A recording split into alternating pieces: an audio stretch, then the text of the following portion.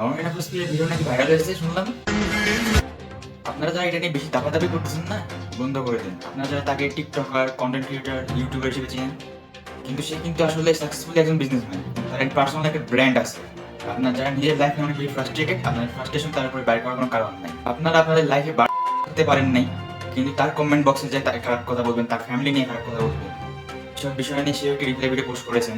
আমার Instagram, TikTok সব জায়গায়, সব প্ল্যাটফর্মে যে আপনারা এই যে লিঙ্ক পেজ হয়েছে, লিঙ্ক এসে মানে যেটাই হোক না কেন, ভিডিওটা কি সত্যি আমি?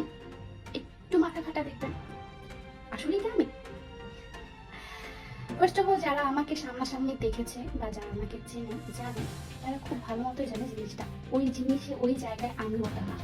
অনেকেই জানেন যে এখন গোটা ওয়ার্ল্ডে, শুধু বাংলাদেশে না, গোটা ওয়ার্ল্ডে এই এআই যে এডিটের যে একটা ব্যাপার, আপনারা খুব ভালো মতো লক্ষ্য করবেন।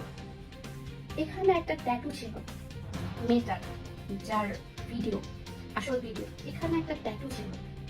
আমাকে আসলে এখানে কোনো ট্যাটু আছে? ভেবে দেখুন, আসলে কি জিনিসটা আমি? আজকে আমার সাথে হয়েছে, কালকে আপনার সাথে হতে পারে।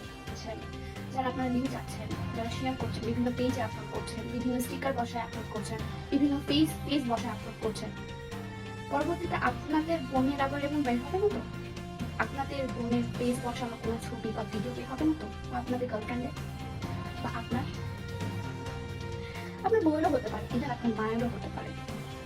তো বি কেয়ারফুল। আমি এই কথাগুলো ভালোই বলেছেন। যারা আর্টিফিশিয়াল ইন্টেলিজেন্ট, এআই এডিট সম্পর্কে যারা ধারণা রাখেন না, তারা এই বিষয়টি কি বুঝবেন? যারা এইসব বিষয় নিয়ে তাকে ট্রোল করতেছেন, যে যখন আপনাদের মা বোনদের সাথে এরকম হবে, তখন আপনারা বুঝবেন। এখন আবার অনেকেই এসে বলবে আমাদের মা বোন তার মতো সোশ্যাল মিডিয়া, টিকটকে ভিডিও ছবি ছাড়ে না।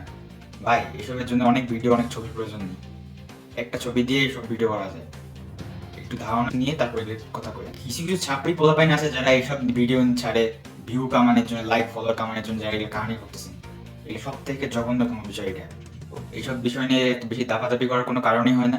সকলে একটু সচেতন থাকবেন, বিশেষ করে আপুরা একটু বেশি সচেতন থাকবেন। এআই ভালোর ভালো, খারাপের খারাপ, কিন্তু বাঙালিরা সাধারণত খারাপ হিসেবে ইউজ করে।